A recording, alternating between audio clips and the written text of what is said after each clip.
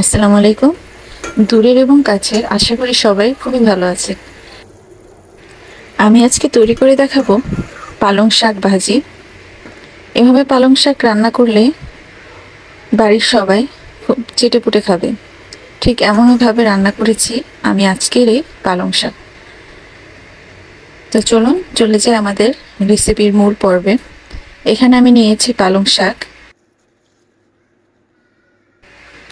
আর এই শাকটাকে আরো মুখরোচক করার জন্য আমি নিয়েছি আলু।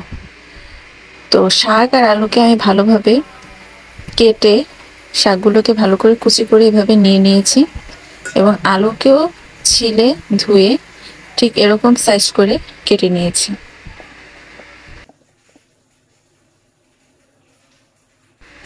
প্রথমে আমি শাকগুলোকে একটি পাতিলে দিয়ে ভাপিয়ে নেব বা সিদ্ধ করে নেব, এবং অপর একটি চুলায় আমি আলুগুলোকে ভাজতে দিয়ে দিব।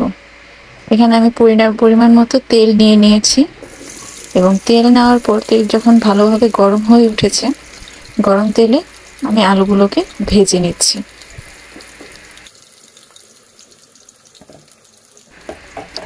এভাবে আলু ভেজে এই পালং শাকটি রান্না করলে শাকটা অনেক মজার হয়। আপনারা চাইলে না ভেজেও রান্না করতে পারেন। আলু ভাজতে ভাজতে আমার শাকগুলো সিদ্ধ হয়ে গেছে, এবং সাথে আমার আলুগুলো ভাজা হয়ে গেছে। এখন আলুগুলোকে তুলে নিয়ে সেই কড়াইয়ে সেই তেলের মধ্যেই আমি দিয়ে দিলাম পেঁয়াজ কুচি।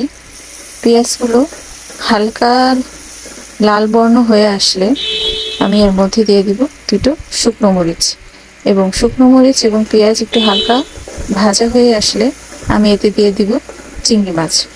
চিংড়ি মাছ আপনারা যত বেশি পরিমাণে ব্যবহার করবেন এই শাকটা তত বেশি আরো মজা হবে।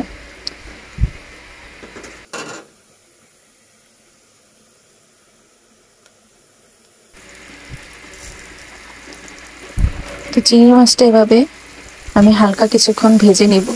ভেজে নিয়ে এর মধ্যে আমি দিব সামান্য পরিমাণে হলুদের গুঁড়া, সামান্য পরিমাণে মরিচের গুঁড়া, এবং স্বাদ মতো লবণ। আমি শাকেও লবণ দিয়েছি, তারপরও আপনারা আপনাদের স্বাদ মতো এখানে লবণ ব্যবহার করবেন। তো আমার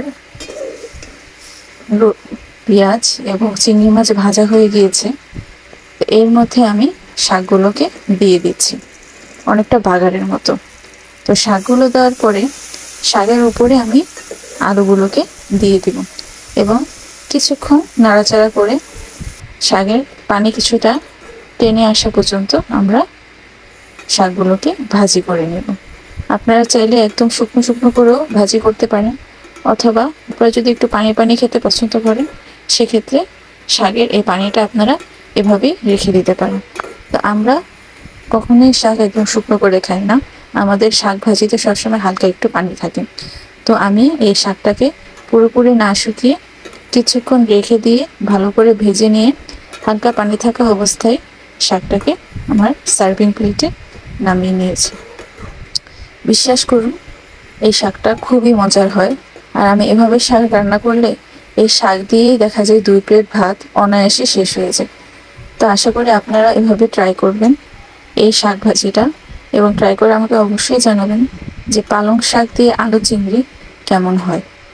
তো নতুন এই রেসিপিটি কেমন হলো অবশ্যই কমেন্টে জানাতে ভুলবেন না, এবং লাইক কমেন্ট শেয়ার করে অবশ্যই আমার পাশে থাকবেন। ধন্যবাদ। দেখা হবে পরবর্তী রেসিপিতে।